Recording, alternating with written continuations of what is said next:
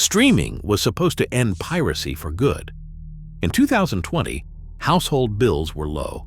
Netflix was just $8.99, and piracy visits had dropped to historic lows. But within 4 years, monthly costs rose above $100, content split across platforms, and millions started returning to illegal sites. Why did streaming's biggest victory spark its own downfall? The answer starts with the hidden cracks in a once-perfect system. In the years before streaming fractured, a single subscription felt like a golden ticket. For $8.99 a month, Netflix unlocked thousands of movies and shows. No ads, no contracts, no hidden fees. Families gathered on the couch, scrolling through endless choices, confident that nearly anything they wanted to watch was right there. Piracy, once rampant, had faded into the background. By 2020, visits to illegal streaming sites had plummeted to 130 billion, a historic low, representing only a sliver of all online viewing. For the first time, the promise of affordable legal entertainment was real. People no longer needed to hunt for sketchy downloads or risk malware just to watch a favorite film. The family budget stretched further too. A single monthly bill covered nearly every genre and age group, making movie nights simple and spontaneous. Sharing a password with a sibling or a friend felt harmless, even encouraged. The convenience and low cost made streaming feel like a victory for viewers everywhere. It was an era defined by abundance and trust, when access was easy and the value seemed unbeatable. For millions, it was hard to imagine ever needing to look elsewhere. Suddenly, the single bill that once covered everything started to multiply. Netflix's standard ad-free plan crept up to $15.49, then $17.99, and the premium tier surged to $22.99 by 2025. Disney Plus, which launched at $6.99, doubled to nearly $15.99 in just a few years, with another jump to $18.99 on the horizon. HBO Max's premium option now hovers around $21 a month. The numbers add up fast. A family wanting access to the most popular shows and movies across Netflix, Disney Plus, HBO Max, Hulu, Apple TV Plus, and Paramount Plus faces monthly bills that easily top $100. That's more than many paid for cable, the very system streaming was supposed to replace. Every price hike comes with an email promising new originals or even more value, but the reality feels different. Shows that used to be included now sit behind separate paywalls.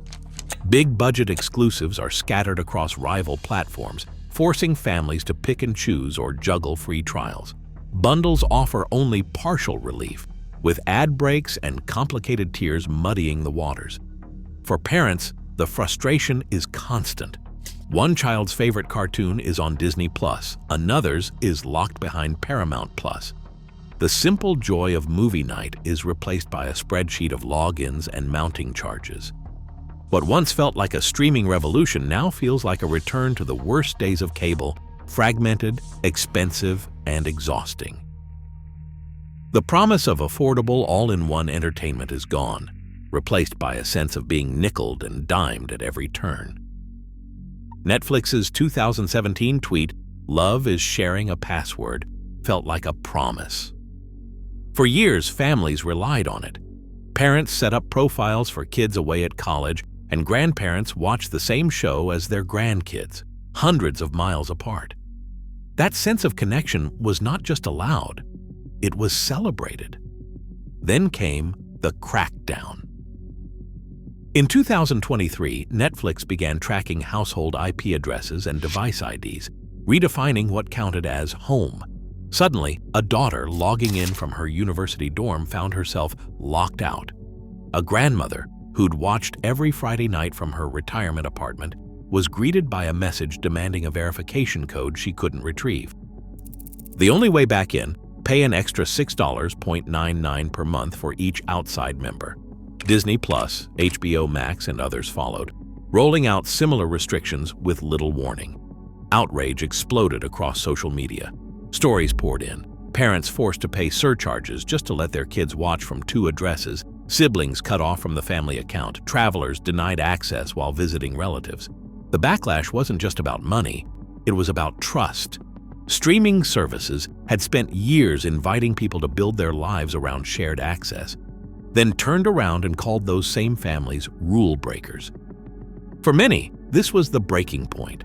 The convenience that once made streaming feel like home now came with suspicion, lockouts, and surprise fees.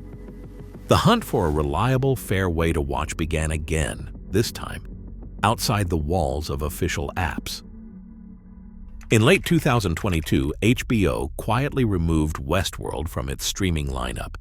The show had racked up 54 Emmy nominations and was a centerpiece of the platform. Then, overnight, it vanished.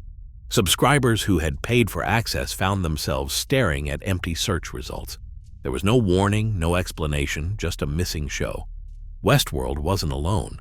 That same year, HBO deleted dozens of other originals, including family favorites and new releases. The reason was simple: cost. By erasing these titles, the company sidestepped paying out residuals to creators and actors. The purge was not isolated to HBO. Disney Plus and Hulu followed suit, cutting entire series from their catalogs. On May 26, 2025, Disney Plus pulled 12 original shows, some with high audience scores and loyal followings. Titles like The Mysterious Benedict Society, Willow, and The Mighty Ducks, game changers, disappeared without a trace. For viewers, the message was clear: what you pay for today might be gone tomorrow. The idea of a permanent, ever-growing library was shattered. Even shows in the middle of a season could be erased at any time, leaving families and fans stranded. For a teenager halfway through their favorite series, the loss felt personal. The sense of ownership, already fragile in the streaming age, was replaced by uncertainty and distrust. Piracy, once a last resort, started to look like the only way to guarantee access. Torrent sites and unauthorized apps became digital archives, preserving what streaming services had erased. The promise of streaming was convenience and abundance, but the reality became impermanence and anxiety. In this environment, piracy's reliability began to look less like rebellion and more like necessity. Piracy platforms have quietly outpaced legal streaming in ways that are hard to ignore. With a single search, users unlock every show and movie, old, new, or region-locked, without worrying about vanished titles or surprise feeds. There's no juggling between 6 apps, no pop-up demanding a verification code, no warning that a favorite series might disappear overnight. Everything is available instantly, ad-free and organized in one place. In 2024 alone, piracy sites recorded 216 billion visits, with illegal streaming now making up over 96% of all TV and film piracy. For a teenager who lost access to a deleted show, switching to a piracy app means picking up right where they left off without interruption or hassle. The experience isn't just free, it's smoother, simpler, and more reliable than anything the official services offer. What started as a workaround has become the gold standard for convenience. Piracy isn't a fringe move or a quiet protest anymore. It's a mainstream habit woven into daily life for millions.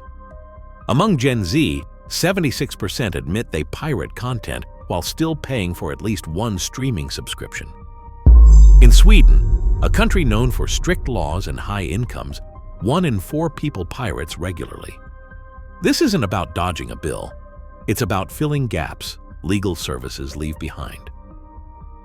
The numbers tell a story the industry can't ignore.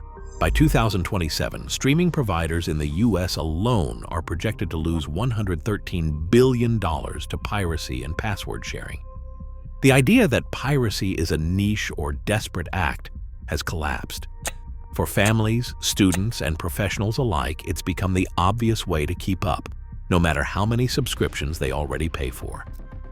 Today, streaming giants face a reality they created. When convenience and trust disappear, users look elsewhere. As legal platforms fracture and prices climb, piracy's resurgence isn't just a loophole, it's a verdict. The battle for viewers is far from over. What would make you stay? Share your thoughts below.